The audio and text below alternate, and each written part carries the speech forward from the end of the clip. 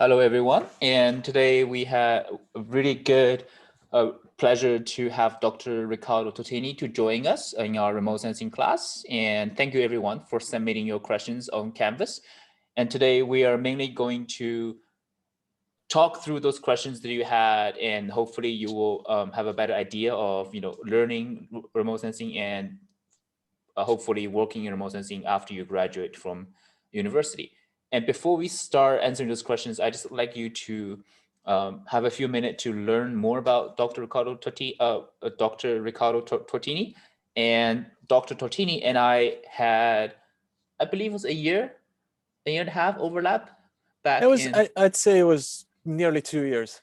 2 years. It feels like a year. It was fast when you're with me in the lab back in the UBC Faculty of Forestry at the Integrated Remote Sensing Studio with Dr. Coops. So he has the unique experience of working both in a high-profile academic research at UBC and also UCLA, and one of the project was funded by NASA, I believe, and now working as a remote sensing consultant. So he kind of is the person that had his foot in both academic and industry experience in remote sensing. So I feel like he will have a better opinion on most of the questions that you guys asked. So yeah, without further ado, I would like to ask Dr. Tortini to share his screen, and he very kindly prepared some of slides to introduce himself. Well, thanks for a very kind words of introduction, and thanks everyone for making the time to listen to me as part of your class. Yeah, let me just share my screen here now. I only have a couple of very schematic slides that I've prepared for you. It's basically go through a little bit of my experience as a student, as a researcher, and ultimately as correctly mentioned, as a remote sensing consultant and professional. Not just remote sensing, I should say, GIS as well is a big component of what I've been doing, especially more recently. Yeah, I started off as with my undergrad in urban planning. That's where I first had my first encounter with GIS for the most part, and as part of my research project, as part of an internship in my undergrad, I was using GIS, the older version of ArcGIS called ArcView, which was discontinued a couple of years later. That gives you an idea of how far back we're talking about. In fact, it's approximately 15 years ago now. Digitizing historical maps for time series analysis of river streams in general, stream changes through time, exploiting GIS remote sensing technology, and particularly was, like I said, digitizing historical maps using GIS to extract features, and at the same time, use similar approaches to extract features from high resolution imagery, more recent imagery that was available at the time. And then I transitioned into my master's in environmental engineering with a focus on, to start with GIS and then transition more and more into remote sensing. And I joined the remote sensing lab as part of my master's and did my master's thesis in remote sensing, looking at it was for the most part, it was hydrocarbon, how hydrocarbon affects soil, vegetation, and minerals in general using hyperspectral remote sensing in that specific case. Both my undergrad and master's were at Politecnico di Milano, is a university in Italy where I'm originally from. And then I stayed with the remote sensing lab for a couple of years after my master's as a research assistant, doing more research, and developed this keen interest and passion for remote sensing. That led me to a PhD in geological engineering here, building upon the research project that I was working at as part of my master's at Michigan Tech in the States. I was there for just over 4 years and then joined the Integrated Remote Sensing Studio at UBC in 2015 as a postdoc. I was at UBC for 2 years, and following that postdoc research project at UBC, I joined UCLA, the Department of Geography, for another nearly 2 years as well. working at another project, looking again at water. In this case, specifically, it was lakes and reservoirs at a global scale using remote sensing products and satellite imagery. It was a NASA JPL funded project. So for the most part, we were using, or exclusively, I should say, almost exclusively using NASA satellites for this research project, with the intention always to come back to Vancouver. I consider BC and the Lower Mainland my home now. So ultimately, I made the transition from academia to being a consultant for a couple of years in 2019 after the UCLA project, and I've been in Vancouver since then. I've worked with Hatfield for around a year, and then moved on to join Fraser Health and mapping COVID-19 related occurrences and outbreaks, exposures. So more of a GIS type of work, trying to implement a more geospatial approach as part of the surveillance project. And more recently, just a couple of months ago, I joined CRE Altamira. It's an Italian company with a Vancouver office. So going back to my roots in a way, I had connections with them as part of my master's and the research project I worked at after my master's. So that, in a nutshell, that's more or less my career up until now. As correctly mentioned, it's an unusual but somewhat unique mix of academic and professional experience, and I really hope I can share some insights and at least my experience with you guys that can be of value.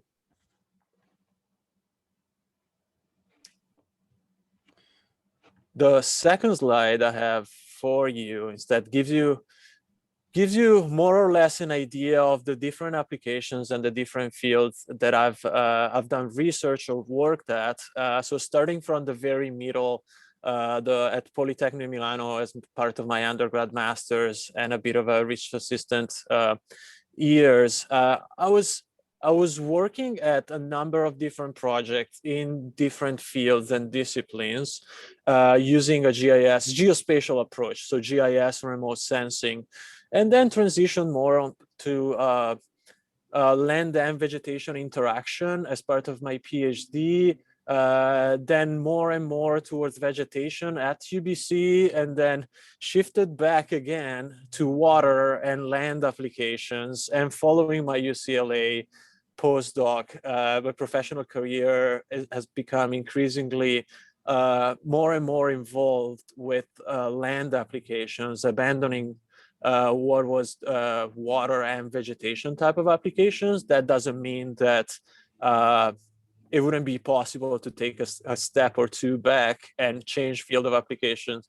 That's what I want. The message that I want to share with you here is, don't think as remote sensing as a technology or a tool that is only capable to address problems in a specific field. And if you're in that field, you cannot adapt your knowledge to a different field. That is not the case. Keep an open mind.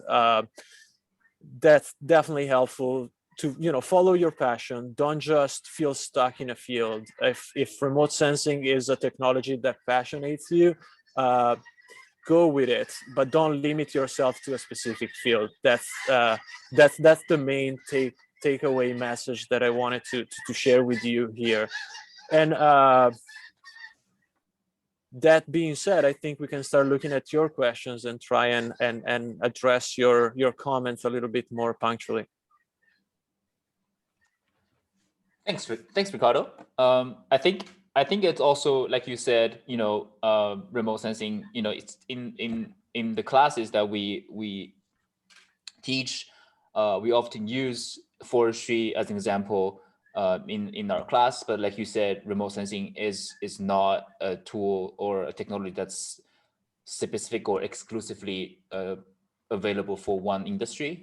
As you can see in your past experience, you started with urban planning, and it just to show you how the diversity of the project that a remote sensing scientist can get their hands on. And I think some of the questions that the student ask is highly relevant to that. So we'll come back to that in more detail. So Yeah, thanks for the really detailed introduction, and yeah, what a career. And I definitely, even I am looking forward to learning more from you in today's class. All right, so let's jump back to the questions that from the students. So the first question is, the students are curious to know, based on your almost 20 years of experience as a student and as a PhD researcher and now as a professional, what is the most challenging experience that you had, either from finding a position or solving an issue in the project? What's the most challenging experience, and what is the most rewarding experience now that you at this stage of your career looking backwards? Well, I think remote sensing is a broad term for a very complex discipline. So, with that being said, it holds the capacity to answer complex questions as well. So it's not just a simple tool that can be used to address simple problems. So I like to see it as an opportunity, right? Uh, Trying to stay updated with the technology. Things are changing. I like to think of these years as the golden era of remote sensing. There's been so much technological development, but also knowledge improvement in recent years.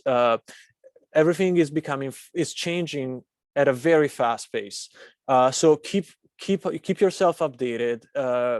If you have this passion, outside of your classes, just read about what's going on with the world. Try and anticipate what's going to happen in the next few years, because when you find yourself with a degree in a field that is relevant to the discipline, and you'll be looking for a job in somewhat related to the discipline of remote sensing and more general geospatial sciences, you want to be half a step ahead of what is going on. So to show your potential employer that you have a really strong knowledge of the status quo, but you also have a vision for the future of the discipline.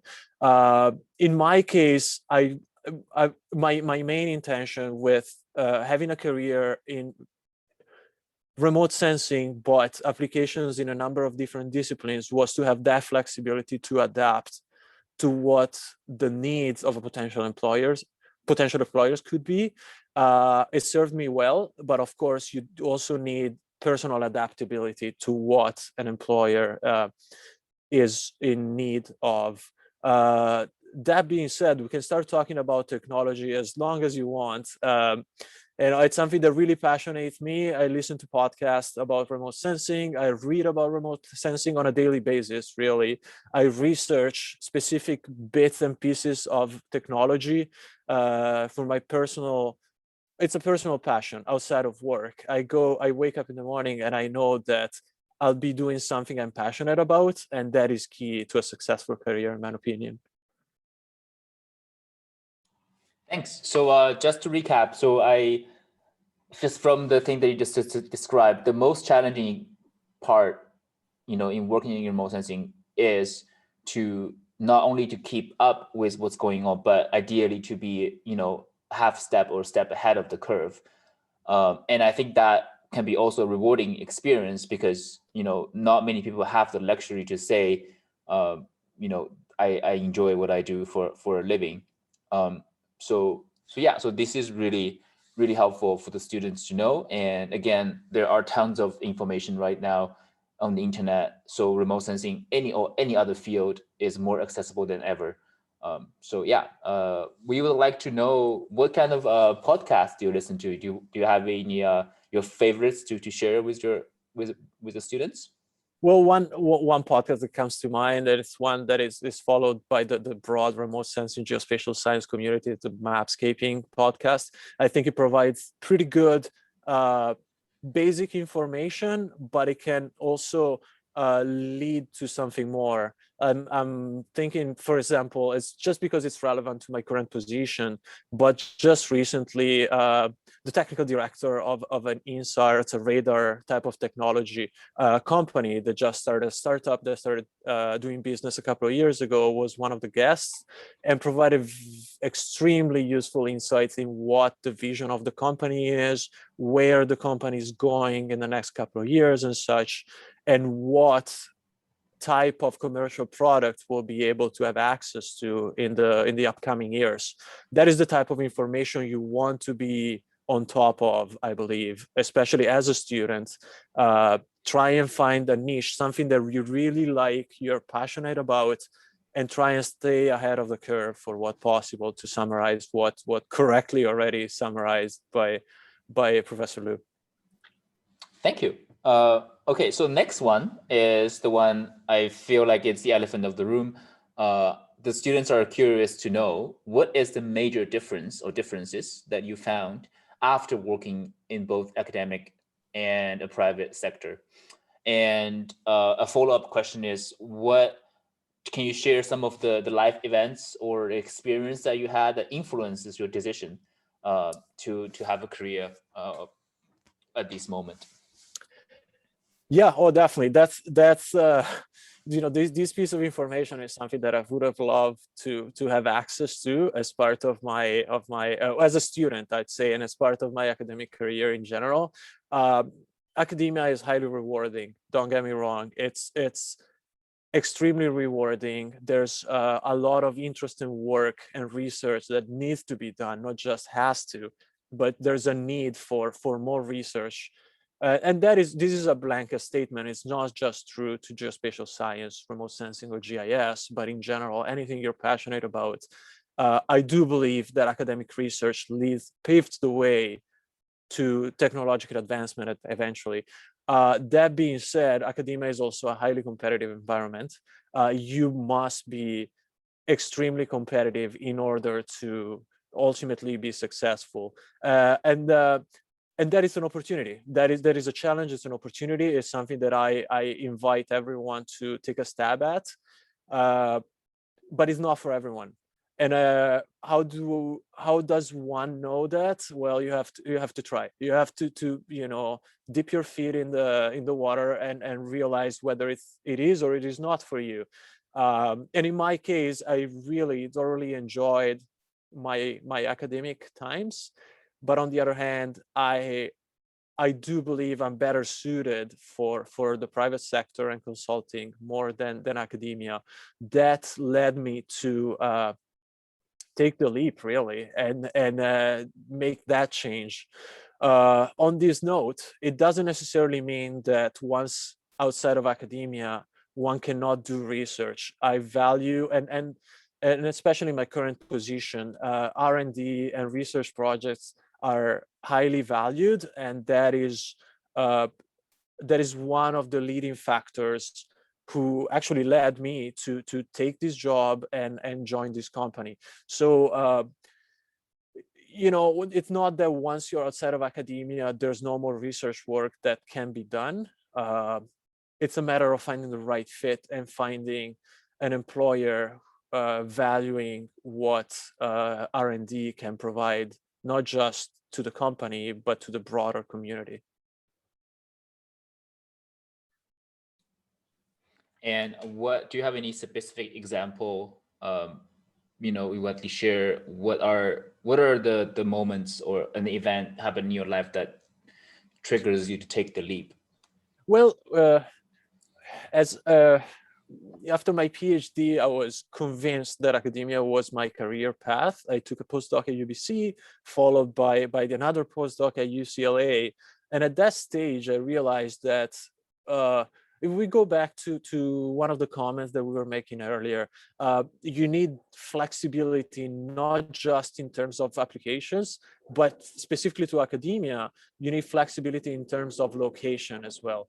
So if you're constrained by, in my specific case, relationships or an interest in a place where I would see myself living for many years, that may lead to, well, I would say, quite significant limitations in terms of job opportunities. I don't mean to discount the private sector by saying that, but if one is 100% convinced that the academic track is the path that better suits this person, you have to realize there are some compromises to be made as well. And one of them being location. For me specifically, I wasn't willing to compromise location, and I had to compromise my career somewhat. Not necessarily my career in general, but my academic career.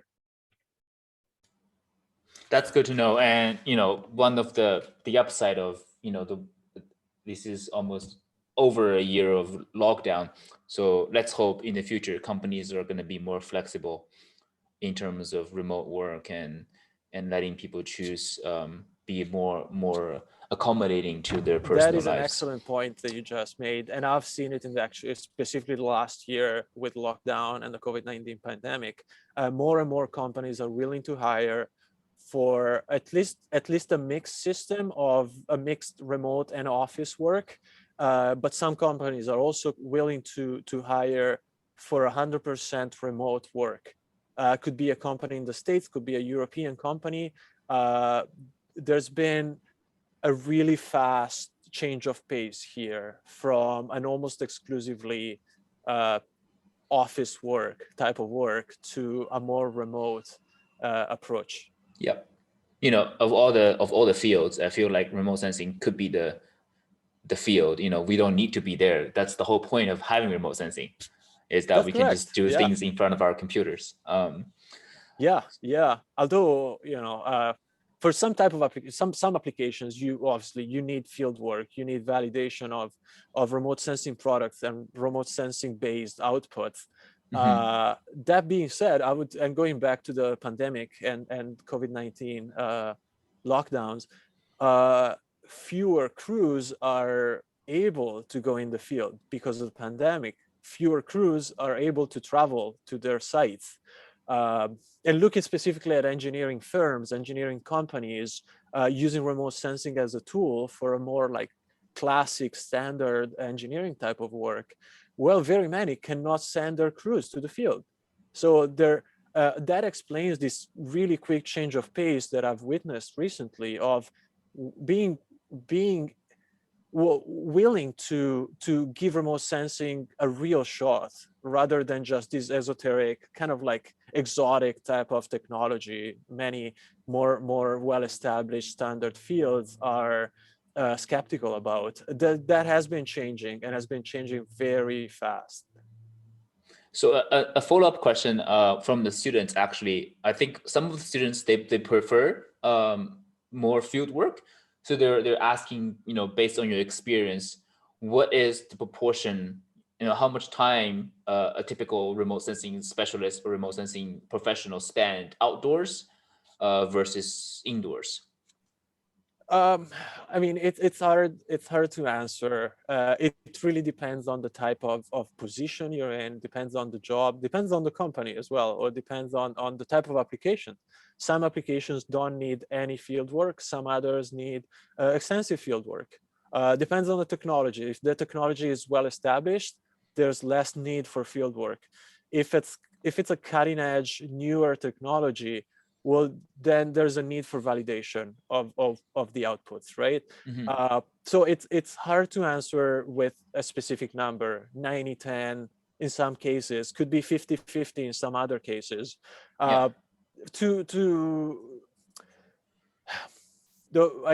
like to see it as, unfortunately, I'd say, it depends on your career. So take it with a grain of salt, but your time in the field decreases the longer you're in your career. So the better you know, and the better you know what is going on in a way with your field of application, your technology of choice in a way, the less time you need to spend in the field. However, there's always a need for field work. And specifically in my current position, for example, there are some challenging areas that we're targeting.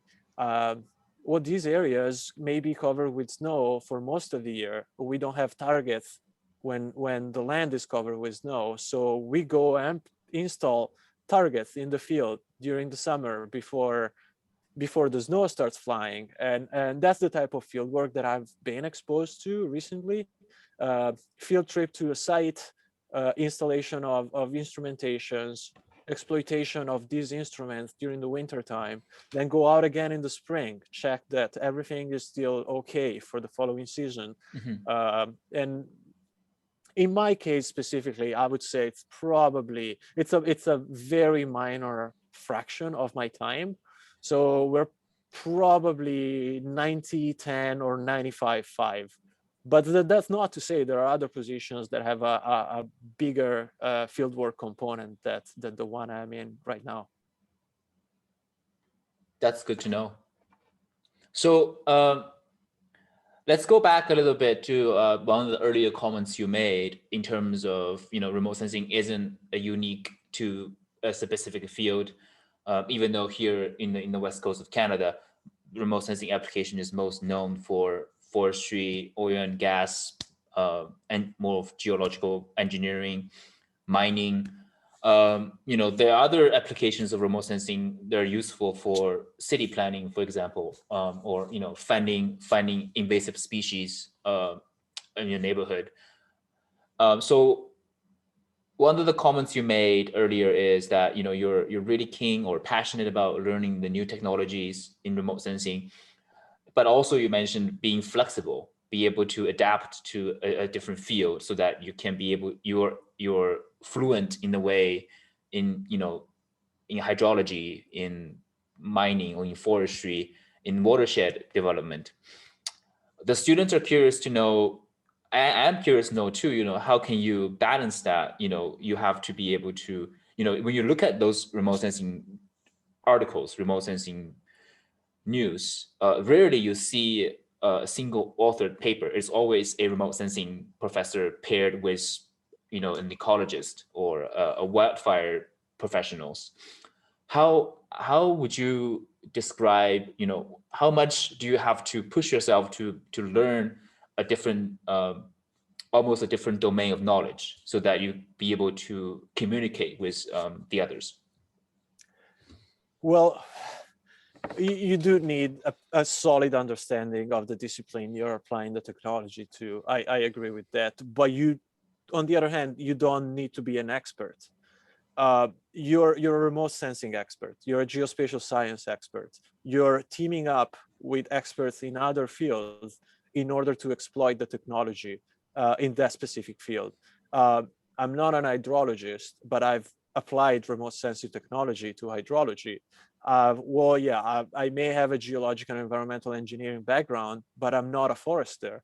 And that type of background came handy as part of forestry projects or vegetation-based type of studies. One example that I like to make is that sometimes my signal is your noise and vice versa. And I'm thinking specifically at LiDAR.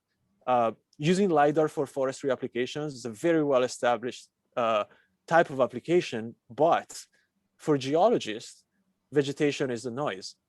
When you're looking at a LiDAR data set as a geologist, you don't want vegetation. You have to strip off that signal for you because it's noise for me. Right? So in one example, as part of my PhD, we were looking at faults and land movement, basically. But one of the areas was densely vegetated. So for example, multiple return LiDAR can be handy in that case because the last return is representative of the land, is representative of bare soil. That is used in a different way by foresters. That type of flexibility, understanding how your expertise, the technology you're an expert in, can serve well different fields. That is what I give a high value to. So this might be a tricky question to ask. Based on your experience, is there any sector or any field that you feel like it's in most need of remote sensing applications? or any field that you think they will benefit a lot from remote sensing, but they haven't adapted that technology yet? I think the forestry community is highly knowledgeable and about remote sensing, and is more willing to use the technology than others. That being said, there's the need for even in forestry for more remote sensing work, I believe.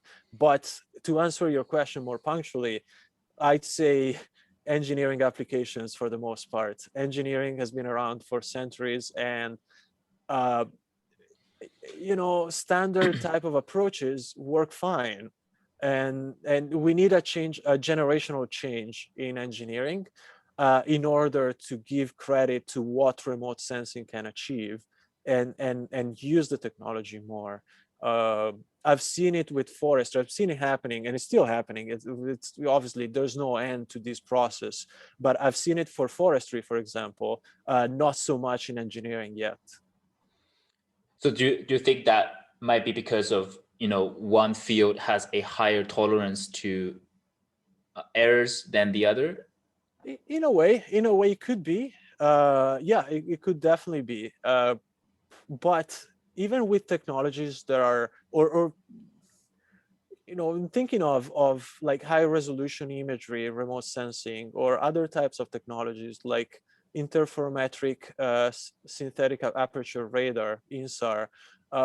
There's a plethora of literature and examples where the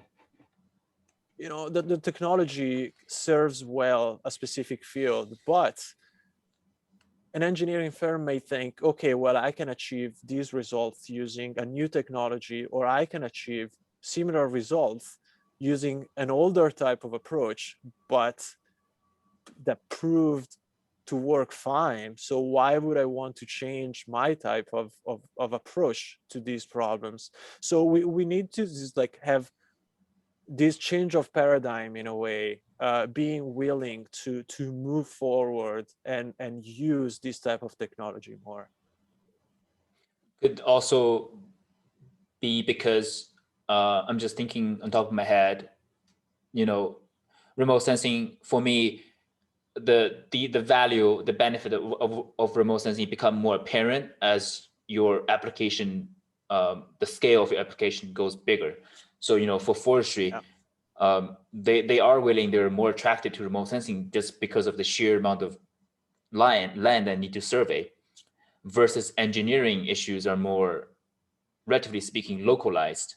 They can get away of, not employing a satellite or hiring a pilot to survey the whole land in a week. So maybe there is some resistance, but like you said, some of the issues are become more global, less localized. So hopefully there will be a more attraction from engineering. That is absolutely correct. The scale of the problem may lead to the use of an approach or another. The larger the scale, obviously, the synoptical nature of satellite remote sensing in this specific case serves better your purpose. For more localized problems, yes, then maybe, there are other approaches that one can use and that proved effective. So there's no pressure to use a more innovative technology. That's right. Yeah. And then, as we mentioned in class, remote sensing isn't really about spatial component. There's also the temporal component as well, right? So when we bring time into the equation, remote sensing become more attractive in the way that the measurements are very systematically conducted. They are repetitive. Most of the satellite are sun synchronized, so it flies over a certain area at roughly the same time of the day. It's hard for a field crew to achieve the same amount of accuracy and consistency. You can't have the same crew have the same ability, measure the same thing over and over again, the same way that a satellite can do, right? So and I think yes. Sorry, I interrupt you here. Introduces a new problem: subjectivity in the measurement. Having a crew going in the field It could be the same operator, but if the operator is having a bad day, you have bad measurements. Yep. Well, a more systematic and objective type of approach, such as satellite remote sensing, or even small scale remote sensing, or like proximity remote sensing could be as well, in a way overcomes that type of problem. So this actually leads perfectly to one of my personal favorite questions of today. So one of the students are curious to know, he or she or they had the impression that remote sensing is very objective. It's a very black and white measurement. However, they understand that there is no scientific observation are truly objective. There are a component of subjectivity that, as you mentioned.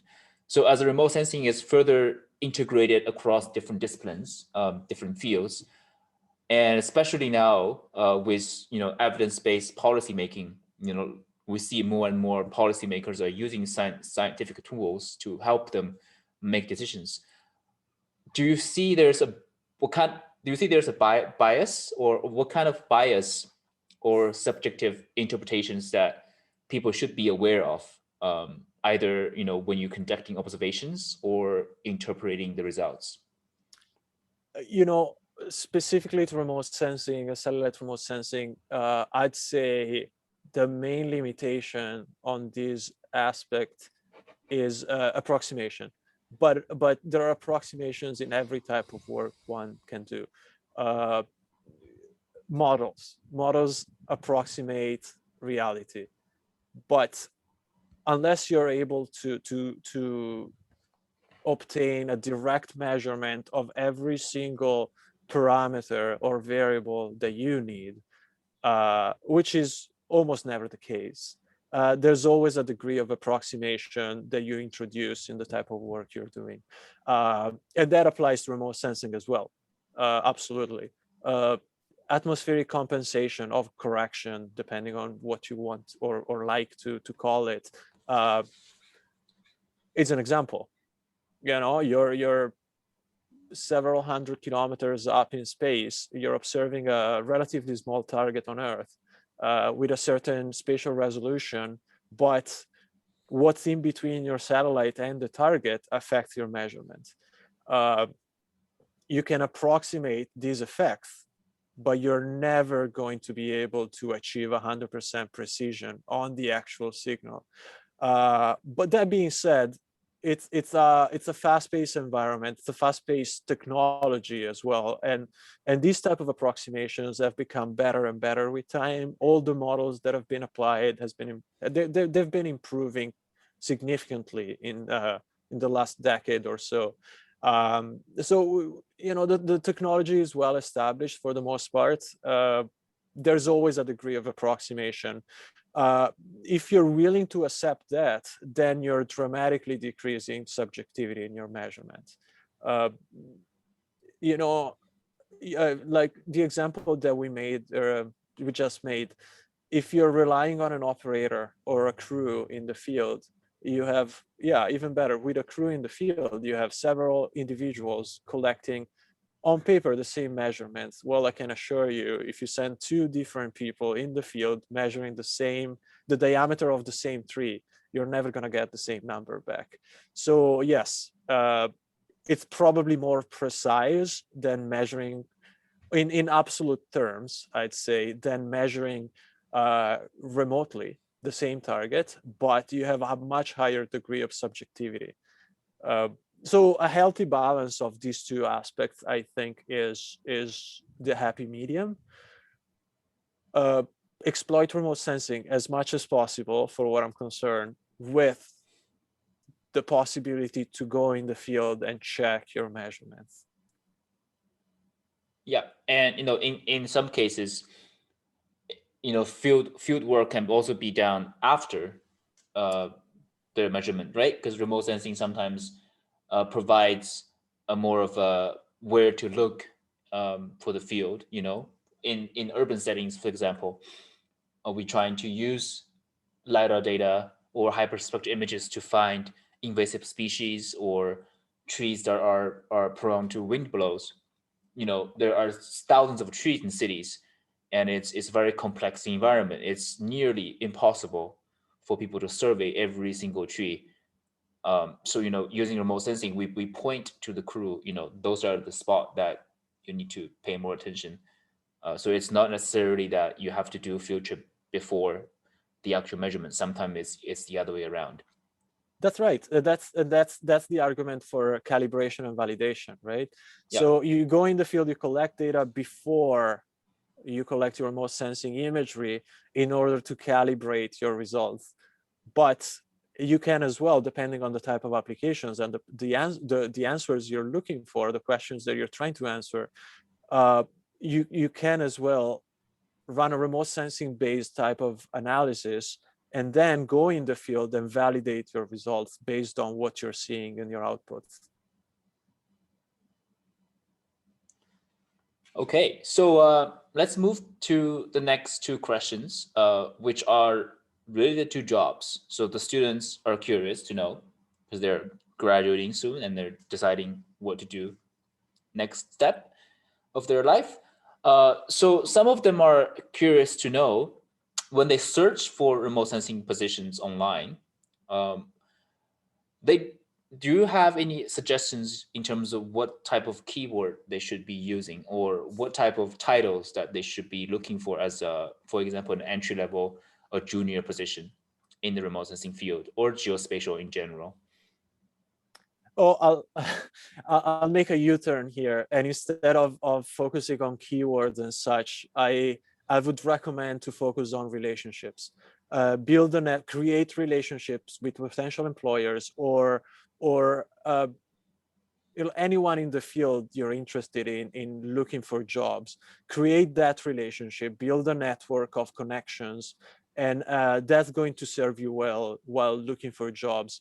You know, if you even better, if you have a more precise idea of, for example, a specific company or a specific field you would like to find a job in, create that connection beforehand, before there's even a position available. Find someone, have a point of contact within the company, within the research group, or like even looking for a master's, for example, if that's the output, or the career path that you see yourself following. Make a connection with a potential supervisor while you're still in your undergrad. Take internships with companies you might be interested in joining in the future. It may or may not work, you don't know, but you create this network of connection, and you can use these connections later, even though again it may or may not be what you want to do, but you have to try. You have to see what a company does, and after the summer you may decide that it's not for you. And same thing with taking internships or be a work student. Join a lab, join a research group, do research with the group. Is it something that may interest you for your master's, or down the line do you want to do research? Yes or no, and make a decision based on that type of experience. Try and use as much as possible the type of resources that not just UBC but also your professors can provide. Build these connections. That's more valuable than keywords. More specifically to the question, I'd say for the most part, especially in the private sector, geospatial technology, GIS and remote sensing are seen as a tool. Some companies have larger R&D departments with the possibility to apply your remote sensing knowledge and expertise to like broader problems. But again, look for the more standard keywords, but focus on a field where you can see yourself working, something you're passionate about outside of the technology itself. And use your time while you're still doing your bachelor, your undergrad, to build connections and have a map, basically, or at least a mental map of what can and cannot work for you based on your previous experience. So where can they start? You know, do you recommend them to volunteer in research labs or volunteer in companies? Because oftentimes when you look at those job postings, they require experience. You know, so for a third-year undergrad student, um, you know, they can barely survive the schoolwork. Where Yeah. do they start? Where do they build those experiences? If you see value in joining a research group, a lab, and do research with them, obviously your time is valuable. Your not just your time, but your work as well to the lab. So it should always come with a reward, not just in terms of experience on paper, but in terms of, you know, if you can show that you have a publication in a specific field, well, that counts as experience. It may not count as 5 years of experience in the field, but it does hold value in terms of uh, experience in that specific type of application for a potential employer. Uh, so if you see, for example, 5 or more years of experience, it doesn't necessarily mean that you had to graduate in 2015 and work in that field until now in order to be eligible to apply for the job. Put yourself out there, show what you have, and can be of value for the employer. It doesn't have to be 5 years. If you show that you've joined the lab and worked and done research with them, and you're a co-author on a publication, or perhaps a first author on a paper, that has a lot of value. Uh, Take internships for what possible. Show that you've been doing a little more, at least, than just your schoolwork. It's easy for me to say, obviously, because I understand taking classes and having to take exams is demanding, is extremely demanding. But try and make a little bit of time to do a bit more.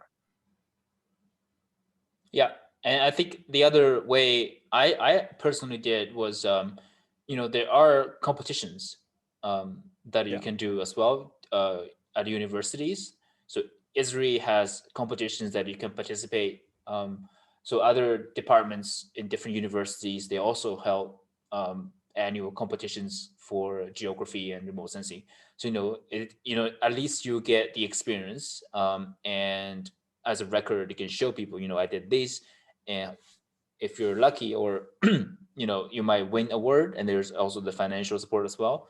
So Esri often will give free licenses and books to winning students. So, you know, participating, just don't be afraid of throwing yourself out there, and just try to do a bit more, like you said, outside of the schoolwork, to show that you care and you did more than your peers. yeah, absolutely. And it's not just about the immediate reward that may be, you know, well, obviously financial support is important as well. But if you can show that you have a real passion for what you're doing, even though you might have just graduated, it shows that that's your path. That's what you want to do, and you're willing to do more Yeah. because you're passionate about it. So, speaking of that, the last question before we go to the speed runs. Speaking of do more, oftentimes people think if in order to do GIS and remote sensing well, you need to be able to code. You be able to write script. So for the students that, you know, were not familiar with programming language, what direction can they go to, you know, perhaps gain more experience on that department, or is coding a necessary skill to have? Can you still do remote sensing without you know, writing scripts? Can you? Yes. However, you're limiting yourself to commercial packages in a way. Uh, a little bit of coding skills can go a long way. Could be your programming language of choice. It's easy enough, you know. And sorry, I go off a tangent here, but it may help the students to understand how, you know, going back to requirements for job applications, there may be one or two programming languages as part of the requirements. It doesn't have to be exactly that. If you can show that you're proficient in a language, you can learn another programming language as well. And that's why I'm saying that knowing how things work in the world of coding can go, and it gives you that mental approach as well to solving problems. You know, it's a bit it could be uh, a bit strict in a way and inflexible, because you're seeing everything as a coding problem after a while, or as an algorithm, I should say. It's probably more accurate. But if you can show that you have some degree of expertise with the language, and you've been using that programming language to nothing too fancy or complicated, but you've been exploiting your expertise in that language for remote sensing applications, GIS applications. You know, you may be proficient in R, and a company is asking for, as a requirement, to be proficient in Python. Well, show your R skills. You know, Python will follow. The learning curve is always steep, but is the steepest with the first language you learn. If you have the chance, if you have the time and the resources, again, it's a way to put yourself out there. Learn a programming language, solve simple problems, create maps, create widgets or small apps, simple apps, but something to show a potential employer you're capable of doing, and you'll be rewarded. I'm convinced. So when you say employer, that also including potential supervisors at universities, Absolutely, right? yes, and yes, with employer could be a supervisor as part of your graduate degree, or in the private sector or government job. All right. Oh, thank you so much, Riccardo. So we have a few questions left, and I feel like we do have a little bit of fun picking up the pace a little bit. So I'm just gonna read the questions, and you can answer them as fast as you can in 1 to 2 sentences. Sounds good. You ready? Yeah. Okay, so first one, have you worked on or know about any examples where remote sensing was used to identify environmental problems that were previously unknown due to the remote nature of the area? Yes, several examples. The first one or two that come to mind. For example, remote areas, highly densely vegetated, inaccessible areas. You run a survey, and I'm thinking specifically LiDAR.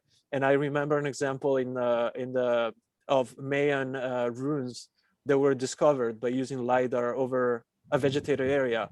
Researchers were studying vegetation, were studying the jungle, and they realized there was something underneath. So they shared the data with archaeologists, and guess what? Previously unknown ruins. Your signal is my noise. My noise is your signal. That's correct, exactly. Okay, second one, I was wondering, the students were wondering, in your experience, are there jobs that requiring GIS or remote sensing skills that are not exclusively GIS remote sensing jobs? Oh, yes, definitely. And I would like to think every job needs a little bit of that, but any job that has a spatial component, GIS and remote sensing knowledge goes a long way. Yeah. So, just to give students an example, insurance companies, banks, marketing companies, all those companies, they have someone in their department that does mapping and spatial analysis, but they just don't call themselves that. That's right. It's data analyst versus a GIS analyst, for example, or a remote sensing analyst. But think of geospatial data and spatial data in general as data with coordinates attached.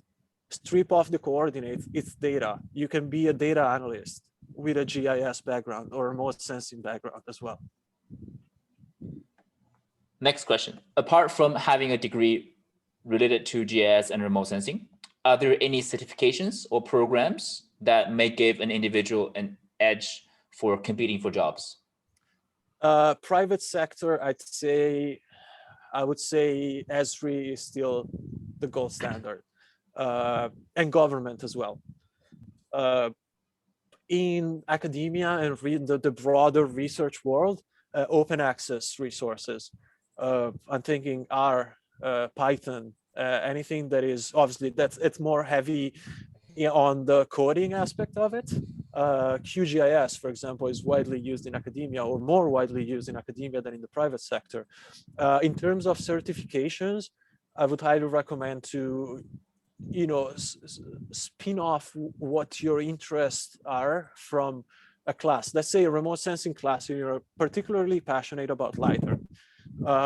Look up classes just specifically to LiDAR, or certificates about LiDAR. Show that you can handle the data. Show that you have a really strong understanding of the technology. If GIS is your passion, look at Esri. There are certifications that are available on Esri website. And so far, the list goes on, really. Could be anything that you have a specific interest in. And just on adding on top of that, we talked a lot about those technical skills, but there's also a component of those soft skills, especially communication in writing and presenting your results. And I started realizing that, sadly, after I graduated from my PhD, how important be good at writing can be, either in research or even in private sectors. You are writing all the time. You're communicating your results, or proposing ideas, be able to communicating with people, be able to verbalizing your ideas, especially in remote sensing, which is a highly technical field. It can be hard sometimes. When you're throwing those terms and jargons, it might acting as a barrier for people to understand you. So be able to become an effective communicator, for me, is also a skill to have, and can make you really competitive anywhere you go. Yeah, it's technical writing for the most part, but you have to cater it to your audience. If you're talking to your peers, your remote sensing peers, you can use as many technical terms as you want. But if you're presenting an idea to be funded by the government, for example, you have to understand that a technical language can be a barrier as well. So communication and effective communication is a soft skill that I would definitely recommend to become proficient with. And other soft skills might be not necessarily project management, that comes with time, but time management, resource management, that type of things. Our time is limited. Our resources in terms could be financial or technical resources are also limited. How do you optimize those resources to maximize your result? Yep. So last one, I think it's really relevant to you, growing up in Italy, in Europe, and now living in Vancouver, and you had a brief stay, 2 years in Los Angeles, like in California. So the students are curious to know how transferable would you say in terms of employability, in terms of skills, knowledge, education of remote sensing. It's on the international scale. Say, if the students are from Asia, the students are from Europe or Australia, they're studying here in Canada, how useful the skills they learned here can be in their home countries. One word answer: extremely. Extremely useful, in the sense that the nature of the technology, satellite remote sensing, synoptical nature, a comprehensive view of the planet, so different skills of applicability of the technology, but also the same concepts can be applied to different areas. Different areas, different regions may have similar problems. So I'm thinking, as an example, as you correctly said, BC in particular, west coast of Canada, remote sensing is heavily utilized in vegetation-based applications, forestry, or natural sciences in general. Another country that is with a similar approach is New Zealand. Remote sensing is heavily used in New Zealand for forestry applications, but on the other hand, not so much for geology, because it's heavily vegetated. The islands are very vegetated. So applications in geology could go a longer way in, for example, the Southwest US or other parts of the world, or like in a large country like China, that you have the need for these type of applications all over the country. So don't see yourself as what you're learning as a specific application of the technology to be a limit or a limitation to the applicability of your expertise. Once you have a robust understanding of the technology, you can adapt. Again, we go back to adaptability as well. You can adapt your knowledge to a different field, to a different region. And every single country, every single region of the world, we all have problems that can be solved using remote sensing technology. Thank you. So that's all the questions that we have, and thanks again, Riccardo, for joining us and spending your Sunday afternoon with us. And always a pleasure talking to you. So lastly, if the students wants to connect back with you and then ask you any other questions they have, how can they find you? Well, first of all, thank you all for your time. Thanks for listening. And I really hope I've provided some insights into the discipline. And I'm more than happy to connect with every of you, actually. You can reach me at my email. I briefly shared on the second slide earlier my email and a few other channels where you can find me. Let me share again very quickly so that you can take a quick screenshot maybe. And here we are. There we go. So yeah, my email is my first and last name @gmail.com. You can find me on Google Scholar if you're interested in the type of research work that I've been doing. Another option would be, for example, ResearchGate. Not sure if you're all familiar with it. It's a social network for researchers where we share research bits, not just peer-reviewed papers and conference papers, but also projects, ideas, can discuss problems with fellow researchers. I'm on LinkedIn as well, and I'm on Twitter. I'm using Twitter for both a professional and a more personal way. If you're interested in what I do outside of work, that could be a good output, or at least it can provide some good outputs. Another option would be, well, talk to your teacher and he can put you in touch with me as well. Great. Well, thanks again, Riccardo, and congratulations on your new position. So wish you all the best. Thank you very much. And thank you all again for your time.